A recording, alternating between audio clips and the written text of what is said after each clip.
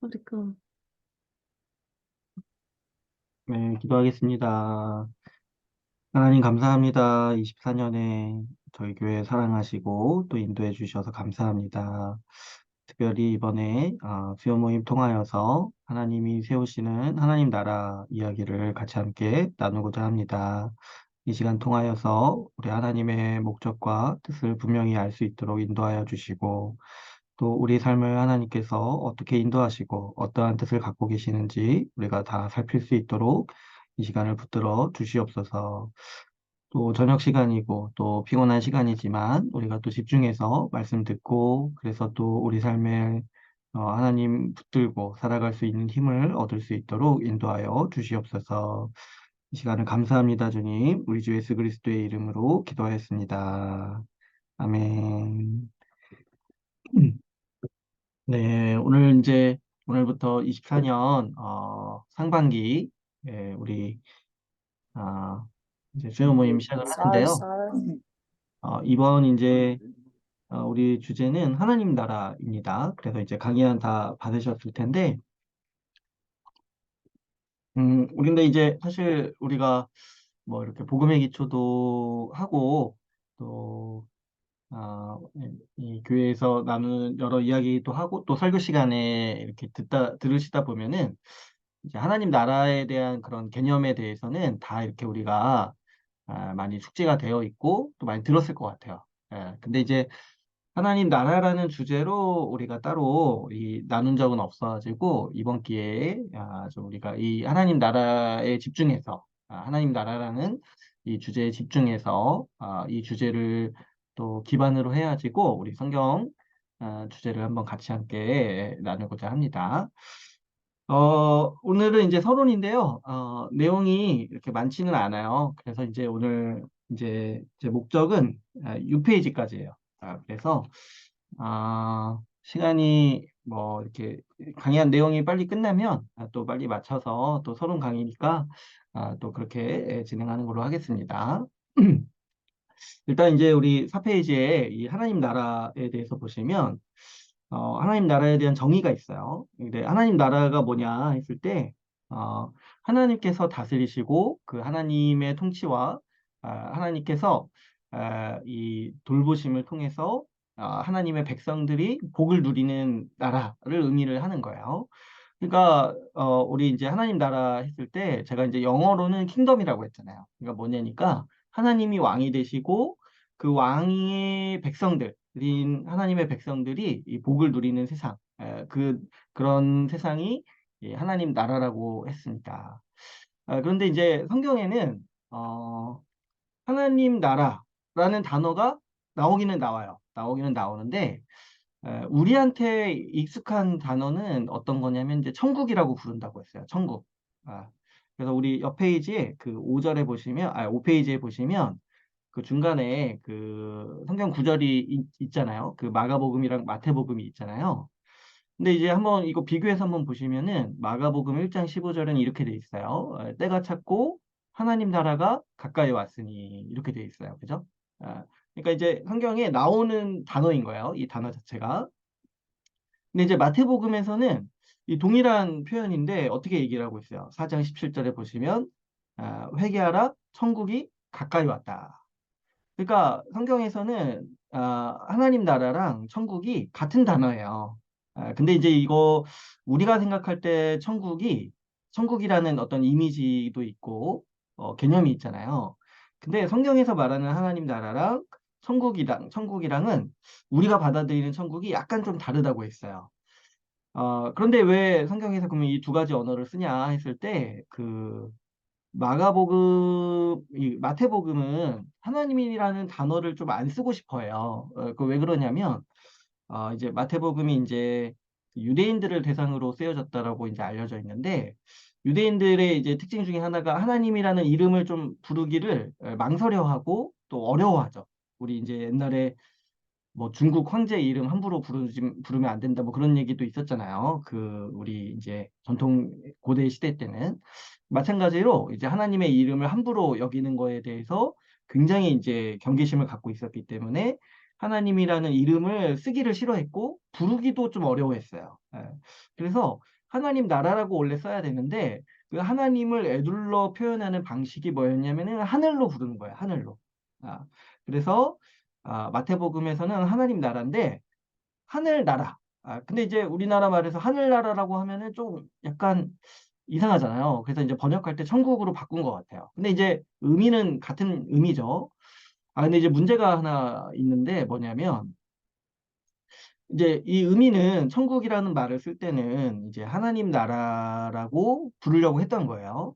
그런데 이 하나님 나라라고 표현하려고 했는데 천국이라고 번역을 하면서 우리가 갖게 되는, 우리 한국 사람들이 갖게 되는 오해가 있어요. 왜 그러냐니까 한국 사회는 전통적으로 천국이 있는 사회예요. 그러니까 천국이라는 개념이 원래 있었어요. 왜 그러냐면 우리 이제 문화권에 옥황상제가 있잖아요. 그죠?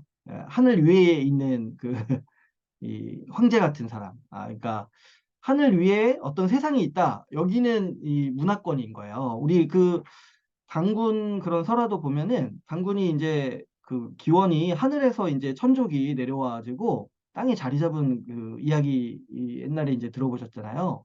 그러니까 우리 이제 전통 설화 중에 그런 것들이 있는 거예요. 하늘 위에 어떤 세상이 있고 또 뭐야 우리가 이제 익숙한 설화 중에 용궁 이런 것도 있잖아요. 그건 뭐예요? 바닷속에도 나라가 있고 하늘 위에도 나라가 있고 이렇게 이제 생각을 하잖아요.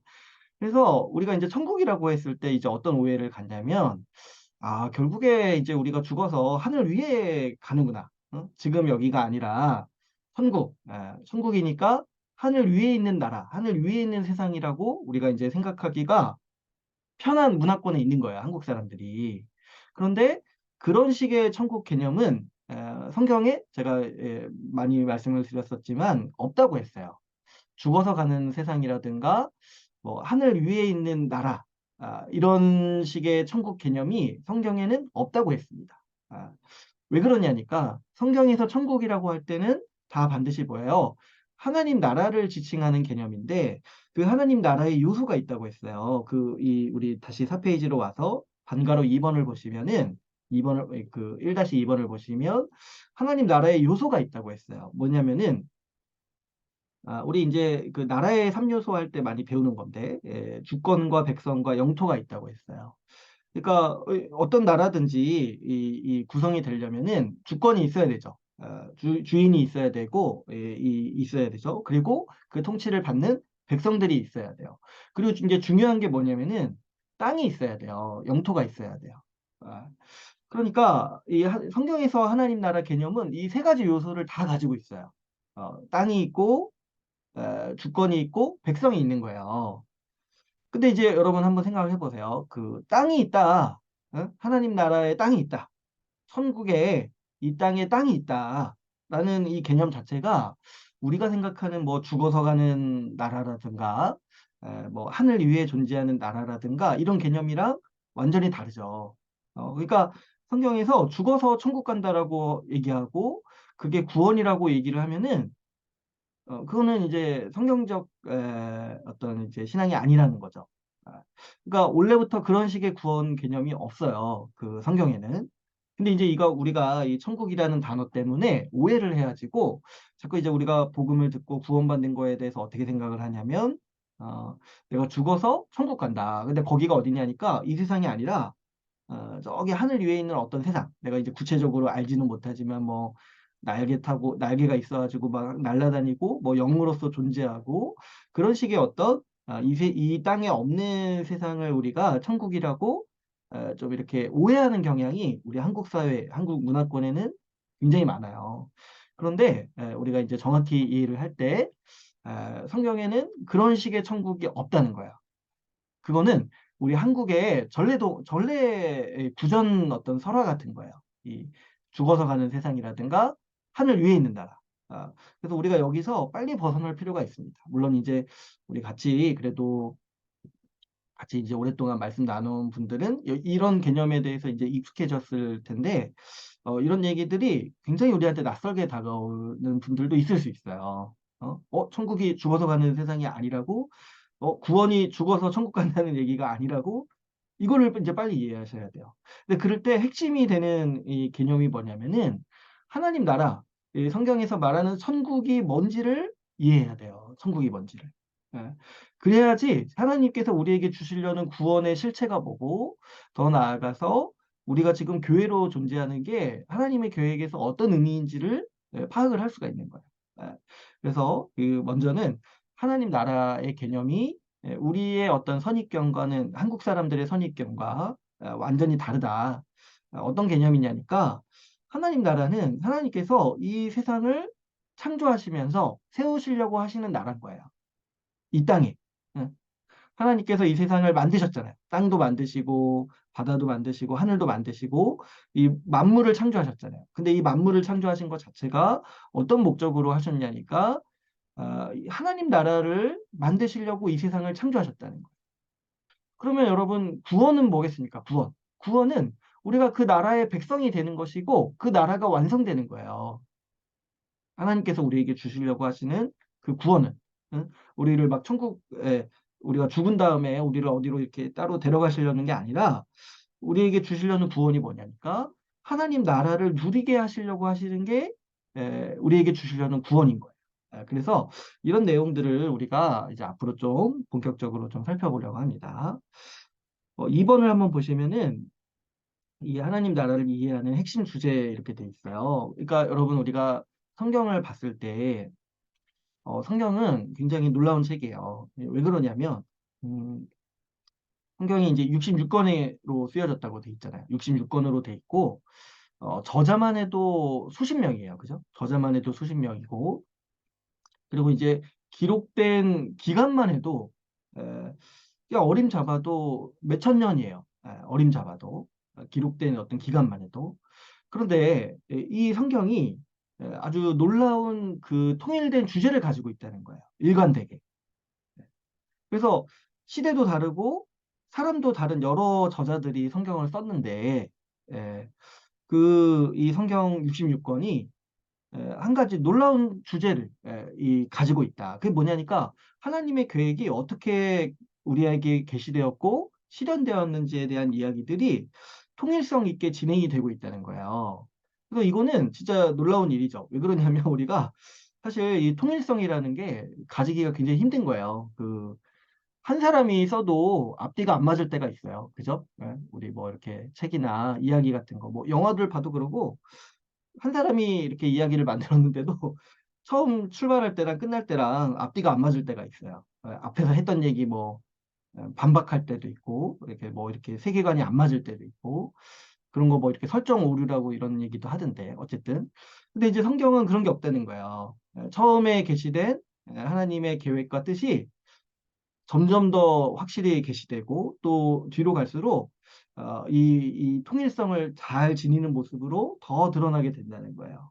그랬을 때 이 성경의 통일성 있는 주제 중에 우리가 보통 세 가지를 얘기합니다. 뭐냐니까 구속사와 하나님 나라와 언약이에요.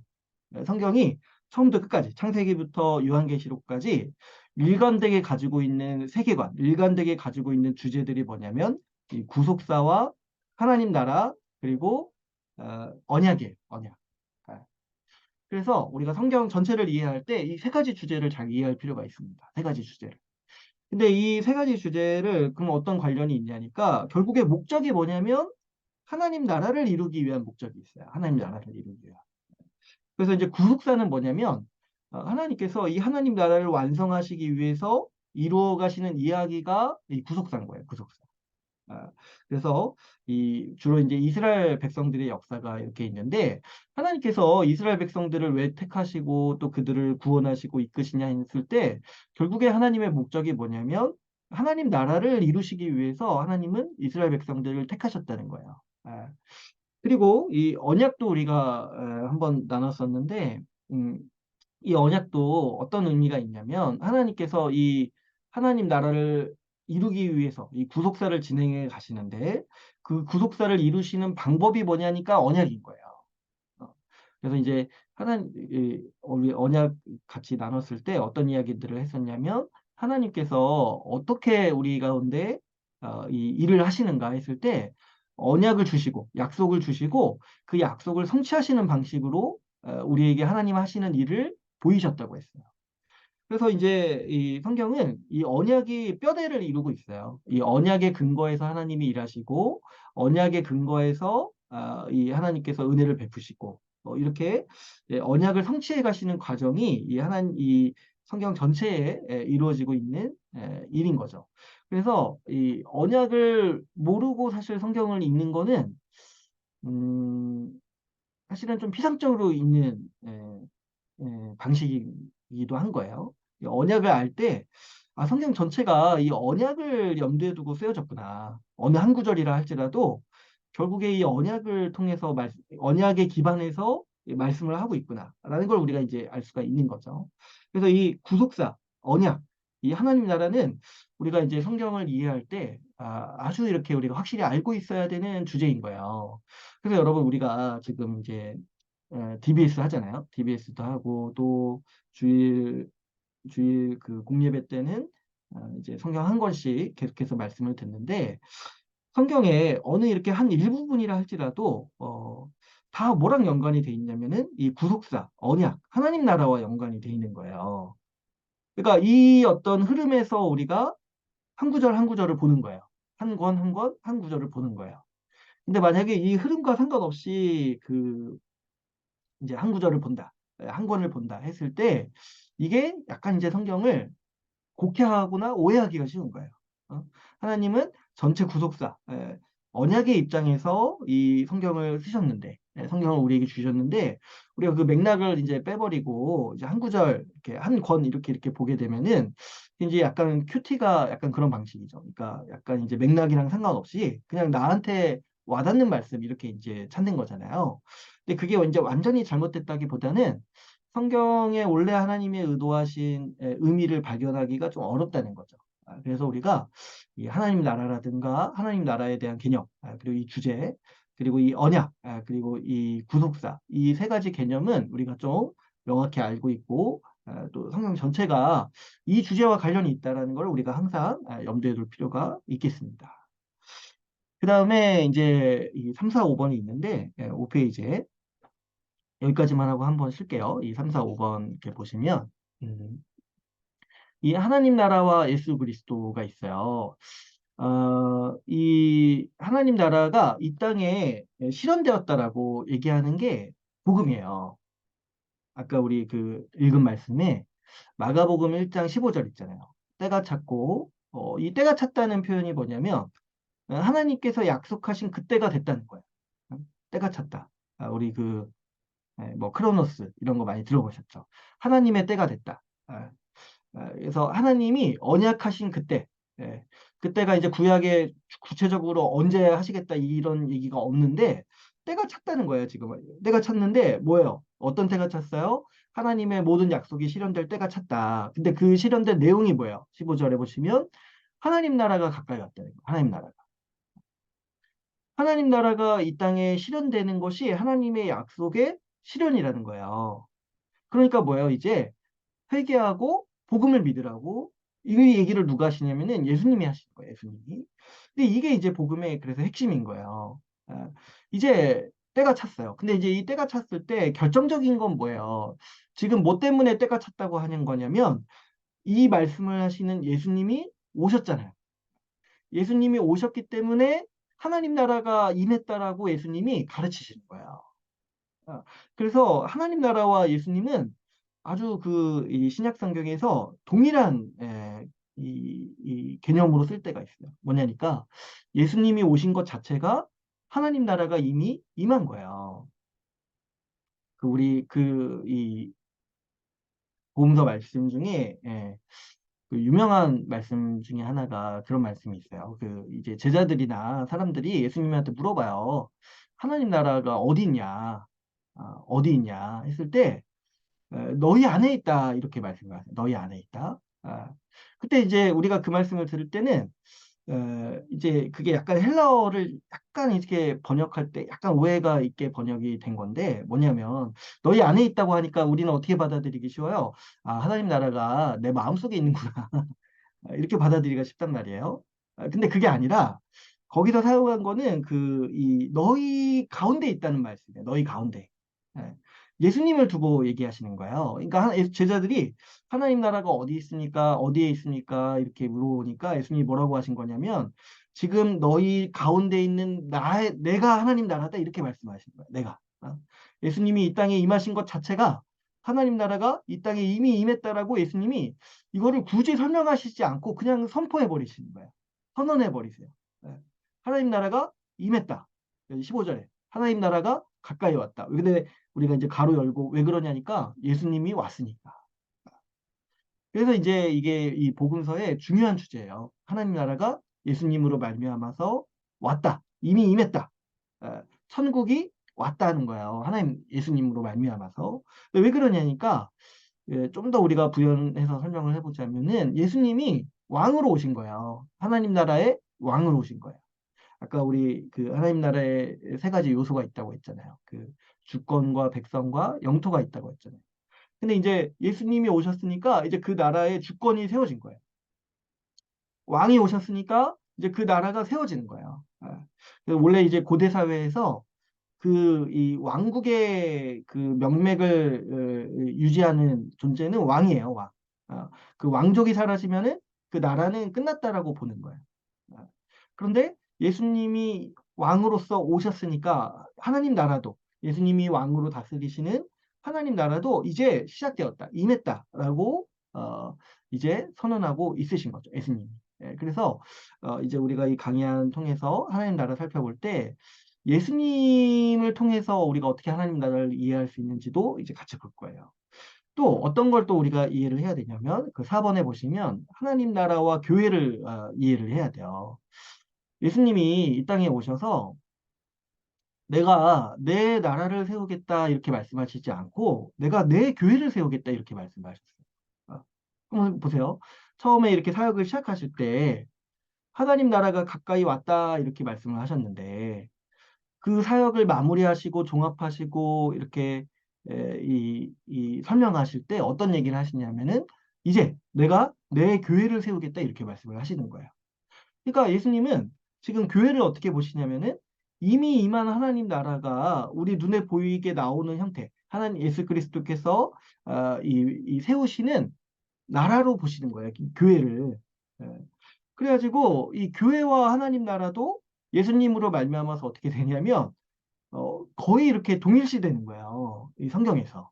어, 그러다 보니까 이제 이거를 이제 엄밀히 말하면은 이제 조금 구별을 할 수는 있지만 이렇게 표현할 수가 있는 거예요. 이 하나님 나라가 제가 바꿔 말하면 뭐라고 했습니까? 이 천국이잖아요. 천국. 천국이 교회에 임했다는 거예요. 교회를 통해서 나타났다는 거예요. 근데 왜 그러냐니까 한번 잘 생각해 보시면 그 3요소가 다 있는 거예요. 교회를 누가 다스리시냐면은 머리 대신은 예수님이 다스리시죠.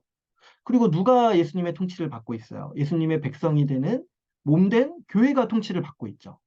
그러니까 그 하나님 나라의 중요한 요소들이 이 교회에 있는 거예요. 통치자도 있고, 이 왕 대신 통치자도 있고, 그 왕의 통치를 따르는 백성들, 이 교회가 있죠.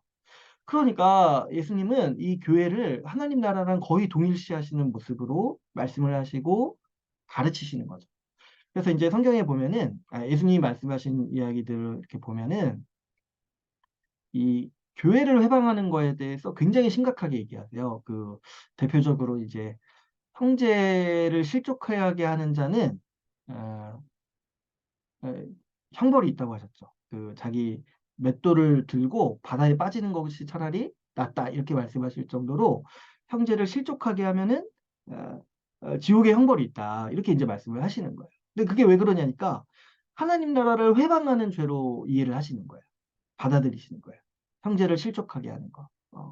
그래서 이제 이 예수님의 가르침을 살펴볼 때도 이 교회가 하나님 나라와 동일시하시는구나. 예수님께서 이 교회를 하나님 나라로 세우신 이 실체구나라고 우리가 또 이해할 수 있는 거죠. 또 이 하나님 나라와 종말을 또 우리가 이해할 수 있는데요. 이건 또 뒤에서도 한번 자세히 나눌 텐데 어, 하나님 나라가 예수님이 오셨는데 또 어떤 얘기를 하시냐면 다시 오시겠다는 말씀을 또 하시는 거예요. 다시 오시겠다. 이미 오셨는데 다시 오시겠다는 말씀을 하세요. 그럴 때 이제 이 아주 이 약간의 복잡한 구도가 생겨나는 거예요. 뭐냐니까 보통 구약 성경은 종말을 어떻게 묘사하냐면 하나님 나라가 완성되면 끝이에요. 네, 구약 성경에서는 메시아가 오셔서 그 메시아가 세우시는 하나님 나라가 다윗의 나라, 그 하나님 나라가 완성되면은 그게 끝이에요. 그게 이 세상의 종말이에요. 하나님 나라로 완성되면은 하나님이 처음에 의도하셨던 계획이 완성되는 거니까 끝나는 거예요. 그런데 예수님이 오신 다음에 또 다시 오신다라고 말씀을 하시는 거예요. 그러니까 이 종말이 신약에 와서는 어떤 걸로 밝혀지냐니까, 아, 하루 만에 그게 끝나는 게 아니라 기간이 있구나. 종말이라는 기간이 있구나. 예수님이 처음 오셨고 다시 오실 때까지 이 하나님 나라가 완성돼 가는 기간이 있다라는 것을 신약 성경에서 우리가 알게 되는 거죠. 그래서 이제 하나님 나라가 예수님으로 말미암아서 시작했고 언제 완성이 되냐니까 예수님이 다시 오실 때 이제 완성이 되기 때문에 이 종말이라는 기간이 이제 지금 생긴다는 거예요. 그래서 이제 우리 신약의 관점에서 보면은 종말은 언제부터 언제냐니까 2000년 전부터 예수님 다시 오실 때까지. 그러니까 지금도 종말인 거야. 지금도. 어? 근데 지금이 그래서 말세인데 100년 전에도 말세였어요. 심지어 1000년 전에도 말세였어요. 이걸 잘 이해하셔야 돼요.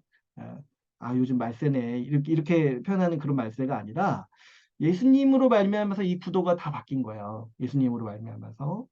그래서 종말이 언제냐니까 지금이 이미 종말이라고도 할 수 있고 또 뭐냐면 하나님 나라가 완성됐을 때가 완전한 종말이다. 우리가 그렇게 이제 이해를 할 수가 있는 거죠.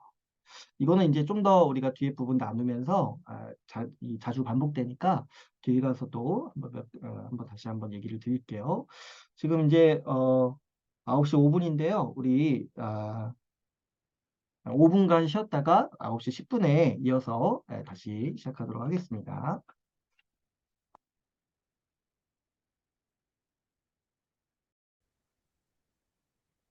다시 시작. 네, 5페이지 이렇게 보시면 어, 한 번에 이제 하나님 나라의 임의와 아직이 있습니다. 이 표가 되게 굉장히 이제 유명한 표고 우리가 하나님 나라 이해할 때 임의와 아직 이런 얘기 많이 좀 들어보셨을 거예요. 이런 이제 구도가 있다. 임의와 아직의 구도. 근데 이제 이게 뭐냐니까 아까 제가 말씀드렸던 것처럼 예수님이 오시면서 알게 된 하나님의 구체적인 계획이 있는 거예요. 이제 뭐냐니까 구약에서는 메시아가 오면은 끝난다 생각을 했어요. 메시아가 일단 오시면 끝난다. 아, 메시아가 오시면 하나님 나라가 회복되고 끝난다. 이 하나님의 모든 계획이 성취된다. 그런데 이제 예수님이 오셔서 새롭게 알게 된 사실이 뭐냐면 이 메시아의 오심이 예수님이 초림과 재림이 있다는 거예요. 예수님이 처음 오셨는데 다시 오신다라고 또 말씀을 하시는 거예요. 그랬을 때, 이거를 이제 그래서 신약 성경에서 알게 되는 아주 놀라운 이 비밀인 거예요, 이게. 네. 이 초림과 재림이 있다. 그래서 하나님 나라가 어느 이제 예수님 오신 거 자체로 한 번에 이렇게 완성된다기보다는 이 두 번에 걸쳐서 완성되는데, 그럼에도 불구하고 예수님의 초림이 큰 거죠. 그때 이제 대부분 완성되었다. 이렇게 이제 표현하기도 하니까. 그래서 이제 뭐가 있냐니까 예수님의 초림으로 말미암아서 예수님이 오셔서 십자가 사역을 행하시고 교회를 세우심으로 말미암아서 하나님 나라가 이미 시작이 됐어요. 이미 하나님 나라가 이미 임했다. 이미 임했다. 천국이 가까이 왔다. 그래서 그렇게 말씀을 하시는 거예요. 그런데 아직이라는 건 뭐냐면은 그렇다고 해서 하나님 나라가 완성된 건 아니라는 거예요. 완성된 건 아니다. 아, 그래서 지금 우리가 어떤 시대를 살고 있냐면 이미와 아직 사이를 살고 있다는 거예요. 어떤 의미에서 이미냐면은 예수 그리스도로 말미암아서 우리가 하늘의 복을 누려요. 그리고 교회를 통해서 천국의 복을 누려요. 다 누리고 있어요. 근데 이제 아직의 의미가 있어요. 아직의 의미. 이제 뒤에서도 말씀을 드리겠지만 아직 완성되지 않은 게 있어요. 근데 이제 대표적으로 우리가 뭘 생각해 볼 수 있냐면 여러분 아까 이제 세 가지 요소를 말씀을 드렸잖아요. 그 주권과 백성과 땅이 있다고 했잖아요. 땅이. 예. 근데 지금 뭐냐면 예수님이 오셔서 하신 게 뭐냐면 주권을 세우셨어요. 왕이 되셨어요. 그리고 백성, 교회를 이루셨어요. 교회를 불러서 죄를 용서하시고 죄의 권세를 사하시고 그리고 그 성령을 통해서 새로운 마음을 주셔서 새 백성으로 만드셨어요. 그래서 주권과 백성이 완성이 됐는데 아직 조금 이제 남은 게 뭐냐니까 이 땅이 아직 회복이 안 된 거예요. 땅이. 그래서 아직의 요소가 아직 있는 거예요. 아직. 그러니까 주님이 오셔서 마지막에 오셔서 완성하시는 거는 그래서 어떤 측면이 더 강하냐면은 이 피조 세계, 피조 세계의 회복에 대한 측면도 굉장히 강한 거예요. 물론 여기 이제 백성에 대한 회복도 물론 있어요. 그런데 이제 지금 보면은 영토는 아직까지 이렇게 뭔가 아, 완전히 회복됐다고 보기 어렵죠. 아직도 죄의 영향 가운데 있잖아요. 그랬을 때 지금 이제 어떤 기간 가운데 있냐면 우리가 이제 아직의 영역이 분명히 있다는 거예요. 그래서 우리가 지금 이미와 아직 사이에 살아가고 있다. 아, 이게 이제 예수 그리스도로 하나님 나라가 임했기 때문에 일어나는 아주 이제 기본적인 구조인 거죠. 그래서 이제 우리가 살아가는 방식이 다 이 구조 안에 들어가 있어요. 그러니까 우리가 신자로서 또 하나님 나라 백성으로 살아갈 때 이미 충만히 하나님 나라의 모든 복을 다 누린다고 생각을 해야 돼요. 어. 근데 또 하나가 있는데 그럼에도 불구하고 우리의 가장 큰 소망이 뭐냐면 완성된 하나님 나라를 누리는 거예요. 완성된 하나님 나라. 어, 이게 이제 뭐와 같냐니까 여러분 그 제가 한번 예전에 말씀드린 적 있는데 그 보증금과 같다고 했어요. 보증금. 뭐냐면 보증금이라는 개념에 뭐가 있다고 했어요. 그 미래의 그 약속이 확실히 이루어질 것에 대한 보증이기도 해요. 그것이. 그러니까 우리가 지금 교회에 들어와서 지금 이제 신앙생활 하고 있다는 거. 그리고 성령을 받은 게 뭐에 대한 보증이냐면 우리가 완성될 하나님 나라에 들어갈 보증인 거예요. 어, 확실히 들어갈 것이다. 예수 믿고 교회에 속해 있다라면. 그런 의미에서 보증인데 또 어떤 의미에서 보증이 되냐면 여러분 그 원래 보증금이라는 개념 이게 이제 계약금이라는 성경에서는 계약금이라는 단어인데 계약금은 어떤 성격을 가지냐면은 계약이 완전히 이루어졌을 때 받는 돈의 일부분을 주는 거잖아요. 계약금이라는 게. 그러면은 그게 어떤 의미예요? 계약이 완전히 이루어졌을 때 누릴 수 있는 유익의 일정 부분을 미리 누리도록 하는 성격이 이 계약금이에요. 계약금. 아, 그런 의미에서 우리가 지금 계약금을 받은 게 뭐냐면 그리스도 안에서 성령을 받아서 교회에 있는 거예요.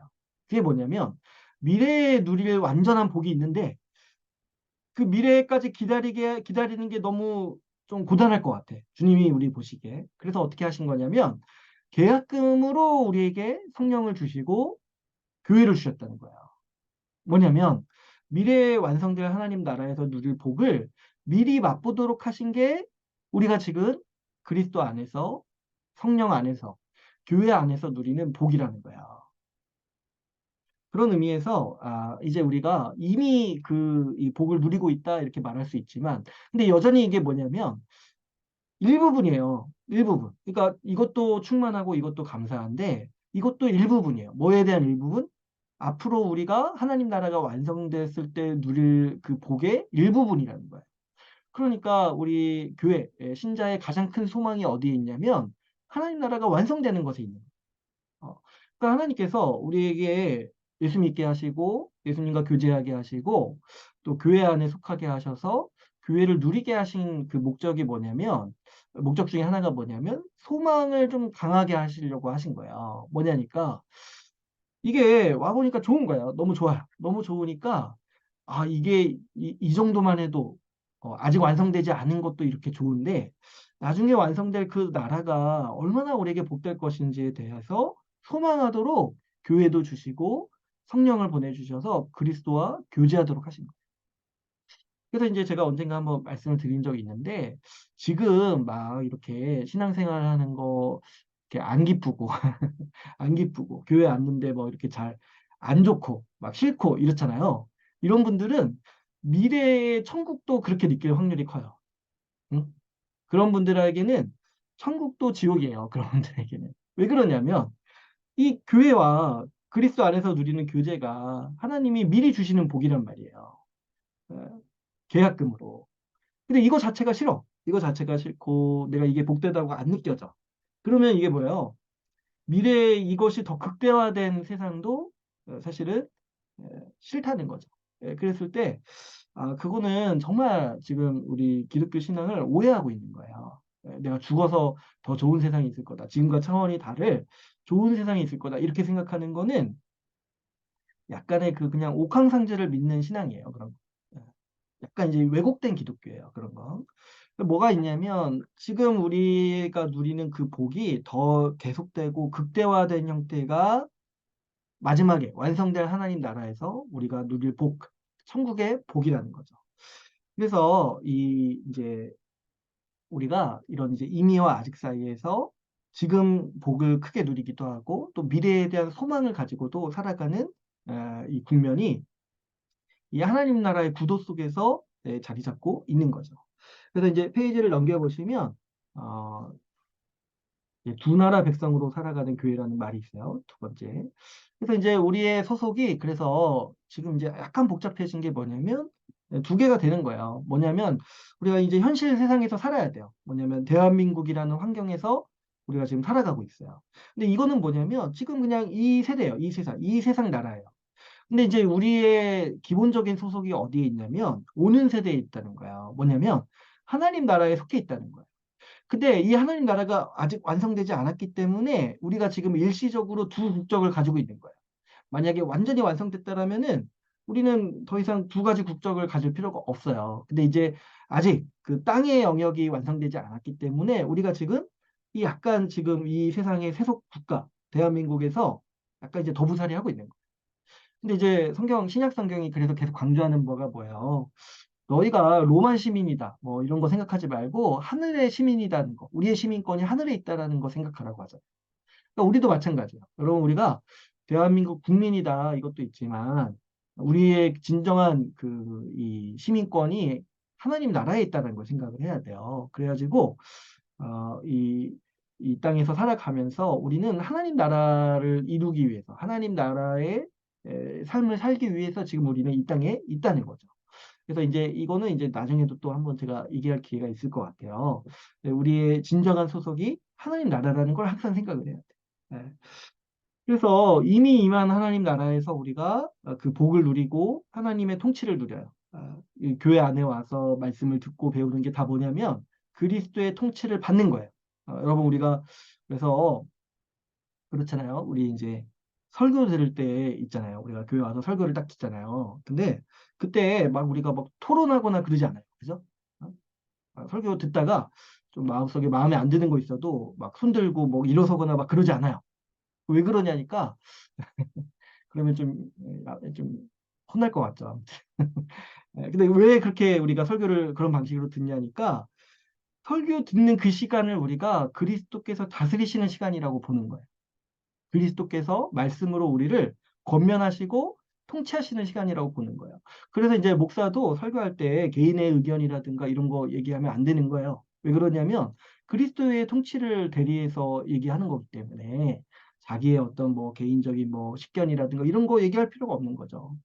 그래서 우리가 설교 시간에 이렇게 있는 자리가 뭐냐면 물론 우리 그리스도께서 우리를 일상에서도 지도하시고 이끄시지만 그때 아주 공식적으로 주님께서 통치하시는 거예요.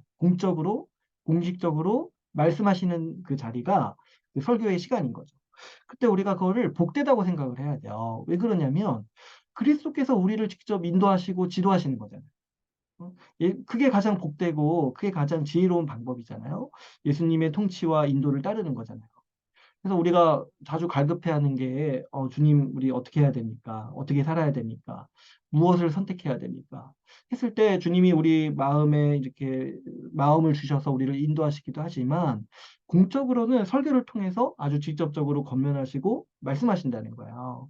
그러니까 우리가 이 교회가 이미 왕의 통치, 하나님의 통치를 아주 충만하게 받고 있다 말할 수 있죠. 그 말씀에 나타난 그 말씀 그대로, 그 구체적으로 그렇게 지도받고 듣는 그 모든 일들이 다 그리스도의 인도하심이요 통치라는 거죠. 그랬을 때 이제 우리가 이미 교회 안에서 그 그리스도의 통치를 충만하게 누리고 있다 말할 수 있어요. 그런데 아직 완성되지 않았기 때문에 어떤 게 있냐면 교회가 이제 이 어려움을 겪는 거예요. 예, 투쟁이 있어요. 싸움이 있어요. 고난이 있어요. 여전히 그래서 이제 유혹에 시달리기도 하고 미혹에 시달리기도 하고. 그래서 이제 교회에 있는 이제 이 성도들도 교회도 어떤 이제 순종과 어떤 이런 씨름을 해야 되는 거죠. 순종의 씨름을 해야 되는 거죠. 어, 그래서 이제 정말 주님 다시 오실 때 참된 교회로 남을 것이냐, 아니면 거짓된 믿음으로 남을 것이냐, 이 싸움이 교회 안에 있는 거예요. 그래서 교회 자체도 아직 완성된 하나님 나라라고 부를 수가 없어요. 왜냐하면 교회 안에는 하나님 나라 백성만 있다고 말할 수가 없죠, 지금. 그죠? 교회 안에는 항상 그 주님이 말씀하셨듯이 알곡과 가라지가 있어요.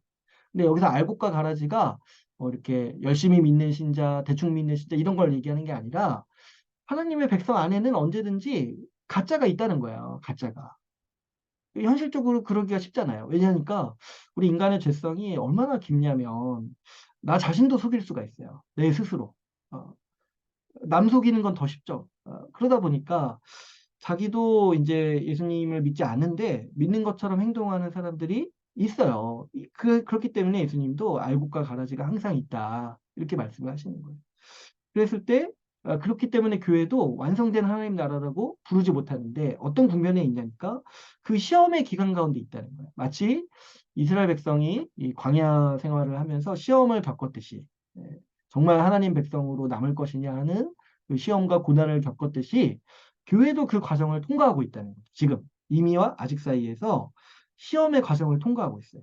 참된 백성, 참된 교회로 남을 것이냐 아니면 아, 정말 가짜로 남을 것이냐. 이 싸움이 그래서 교회에는 항상 있고 그렇기 때문에 이 아직의 영역이 이 교회에서도 있다. 그래서 우리가 이 구도가 지금 하나님 나라의 구도다라는 거를 이해할 필요가 있겠습니다. 그래서 이제 마지막으로 이 하나님 나라, 하나님 나라를 이해하게 되면은 우리 교회와 또 이 신자의 삶에 대해서도 이해할 수가 있어요. 여러분 기본적으로 우리의 이 구원은 뭐냐니까 제가 처음 시작할 때 말씀드렸듯이 하나님 나라의 복을 누리는 게 구원이에요. 하나님 나라의 복을 누리는 거. 그래서 이 예수 그리스도를 믿고 그 안에 들어와서 그분과 교제하면서 그분의 통치와 그분의 인도하심을 누리는 거. 이것이 하나님 나라의 이 허락하신 복이라는 거예요. 근데 이제 제가 처음 시작할 때 이제 말씀을 드렸듯이 이 하나님 나라는 왕국이에요, 왕국. 음. 그래서 뭐가 있냐면은 왕의 명령이 있는 나라예요. 하나님 나라는. 그래서 왕의 명령이 있고 통치가 있고 질서가 있고 그래서 우리 이제 율법 배울 때 나눴듯이 계명이 있어요. 계명이. 어. 근데 이제 우리가 이런 얘기 들으면 어떻습니까? 뭐 계명이 있다, 법이 있다, 하나님의 명령이 있다 하면은 요즘 이제 현대인들은 이런 얘기를 듣는 걸 굉장히 어색해해요. 법이 있다, 질서가 있다 이런 거.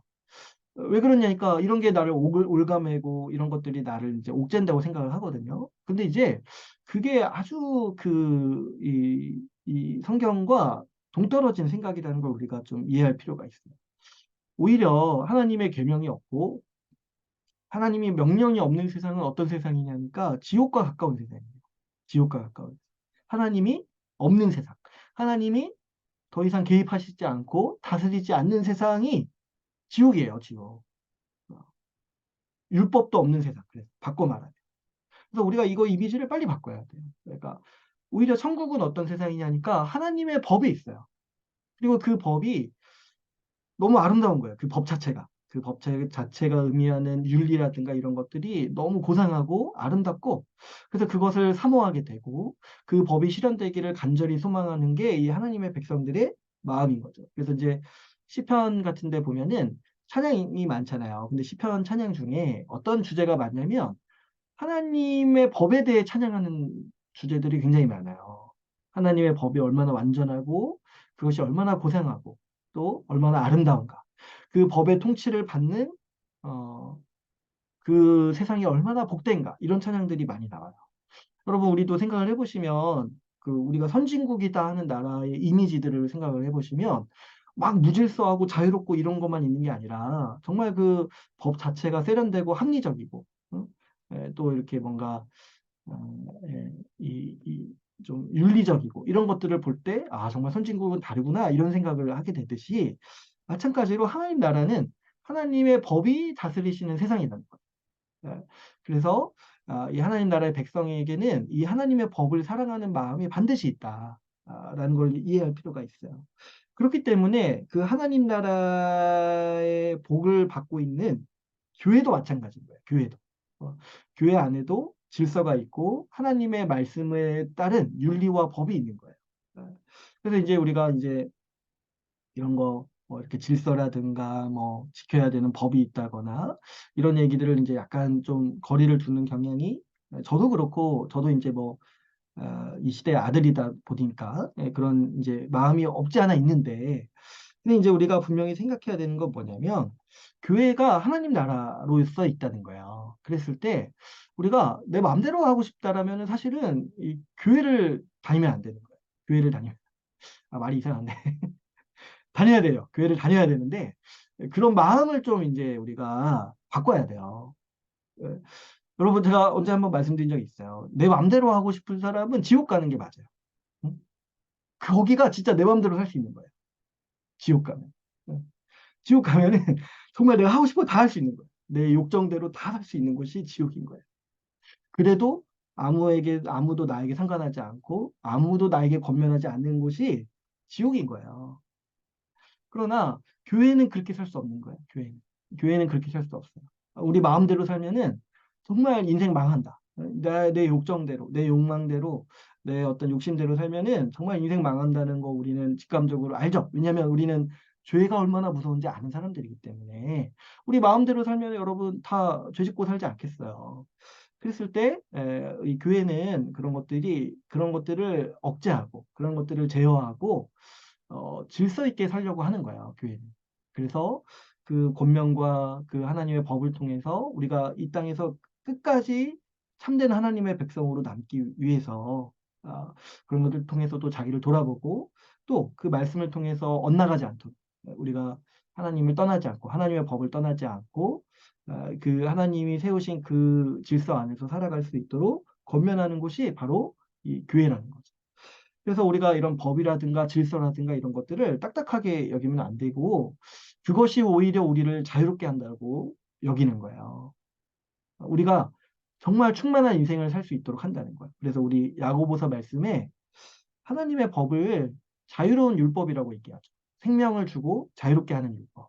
아, 그래서 이 교회가 하나님 나라다. 근데 그 하나님 나라가 왕정이다. 하나님의 말씀이 있고 하나님이 왕으로서 다스리는 나라다 했을 때, 우리는 우리의 신앙생활도 좀 바꿔서 이해할 수 있어요. 신앙생활이라는 건 결국에 내가 내 마음대로 살던 삶을 정말 저주로 받아들이고, 이제 하나님이 주인이 되시는 삶을 살겠다라고 어, 결단하고 회개하고 돌아오는 게 우리의 신앙생활인 거죠. 왜 그러냐니까, 결국에 우리 구원이 뭐예요? 하나님 나라에서 백성으로 살아가는 삶이잖아요. 아, 하나님 나라에 들어가기에 합당한 사람의 마음이 어떤 거겠습니까? 이제 내 왕이 예수님이다라는 마음이 있을 때 우리가 그 나라의 백성으로서 살아갈 수 있는 마음 상태가 돼요. 그리고 이걸 가지고 성경은 구원받았다 얘기하는 거예요. 구원받았다. 아, 그랬을 때 우리가 이 하나님 나라를 이해할 때 우리 신앙생활도 이렇게 올바로 이해할 수가 있다라는 것을 우리가 또 앞으로 이 하나님 나라 개념을 나누면서 또 계속해서 이제 알아가기를 바랍니다. 네, 오늘은 그래서 여기까지 해서 마치고요. 우리 다음 주부터 본격적으로 내용을 또 나가도록 하겠습니다. 네, 오늘 또 늦은 밤까지 고생 많으셨고, 제가 기도하고 마무리하도록 하겠습니다. 하나님 아버지, 감사합니다. 이 교회를 기뻐하시고 또 복 주시기 원하셔서 또 이 수요 모임 통해서 주의 말씀과 또 이 성경을 체계적으로 깊이 있게 나눌 수 있는 시간 주심을 감사합니다. 주님, 이 시간 통하여서 하나님 나라의 복을 더 알아갈 수 있도록 힘을 더하여 주시옵소서. 그리하여서 우리에게 이미 주신 은혜와 그 능력이 얼마나 큰지를 우리가 날마다 알고 주를 찬양하게 하여 주시고, 또 우리에게 소망하라고 이 교회도 주시고 우리의 모든 신앙을 허락하셨는데, 우리의 소망이 더욱더 깊어지고 굳건해짐으로써 우리가 이 세상을 살아갈 때 흔들림 없이 충만한 마음으로 등이 살아갈 수 있도록 주님 힘주시고 복을 더하여 주시옵소서. 주님 이 시간을 감사합니다. 한 주 아직 많이 남았는데 주께서 우리 모두에게 힘 주시고 안위 주시고 평강 주셔서 우리가 주님 주신 힘으로 능히 살아날 수 있도록 주님께서 복 주시고 인도하여 주시옵소서. 이 시간을 감사합니다, 주님. 우리 주 예수 그리스도의 이름으로 기도하였습니다. 아멘. 네, 고생하셨습니다. 성민이, 수고하셨습니다. 그런 거예요. 고맙습니다. 저는 제 손자매도 네, 네, 안녕. 고생하셨어요. 규민 네, 우리 주말에 형제도 뵙겠습니다. 네, 네. 반가워요. 수고 있어. 쉬세요. 끄겠습니다.